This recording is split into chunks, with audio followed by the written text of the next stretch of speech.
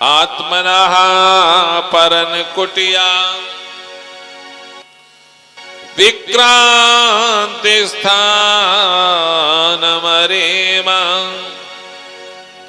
काम क्रोध लोभ मोह मद कृतान् स्मृतान्।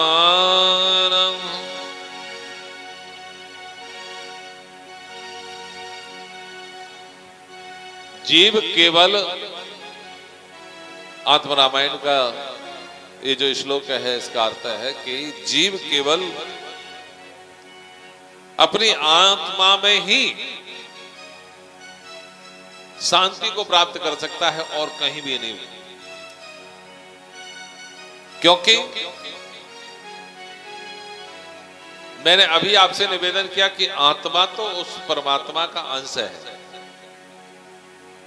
इसलिए वहां तो कभी दुख आता ही नहीं है और तभी उसे जो है सुख की अनुभूति वहीं पर होती है जहां पर विकार नहीं होते। इसलिए कहा कि काम क्रोध लोभ मोह मद, ना काम क्रोध लोभ मोह मद,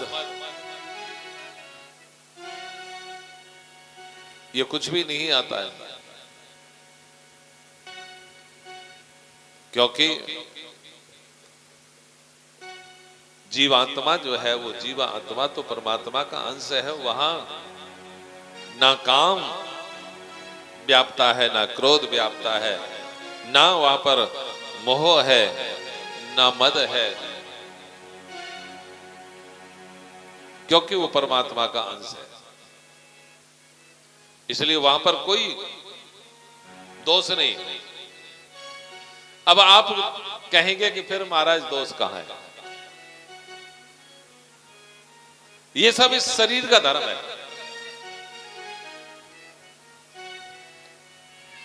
और शरीर के साथ में मन का। मन हमारा जो है ना वो फंसा हुआ है,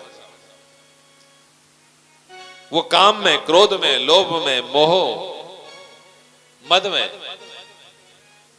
इनमें हमारा मन फंसा हुआ है, ना कि आत्मा। और ये मन ही जो है ना यही दुख का कारण है, यही आपको सुख देता है और यही दुख देता है। अगर कोई अच्छा काम हो गया तो आप सोचते हैं कि सुख, अगर कुछ विपरीत हो गया तो भैया हमने तो ऐसा किया नहीं, पता नहीं भगवान किस जन्म का बदला ले रहा है।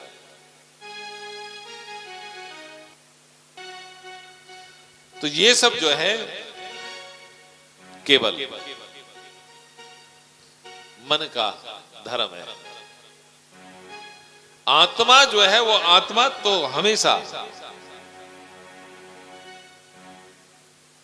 भगवान के अंश होने के कारण वो आनंद में डूबी रहती है,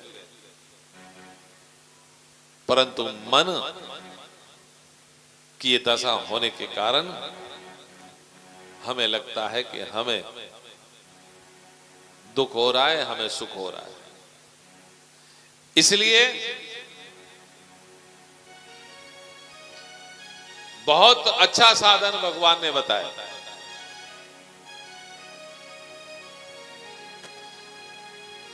कि सत्संग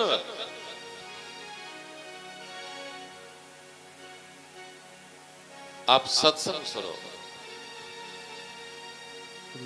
क्योंकि भैया सत्संग करने से जीव को जीना आ जाता है। आप जितना सत्संग सुनेंगे, जितना आप सत्संग में अपने मन को लगाएंगे, उतना मन आपका स्थिर होता जाएगा, मन के विकार आपके दूर होते जाएंगे।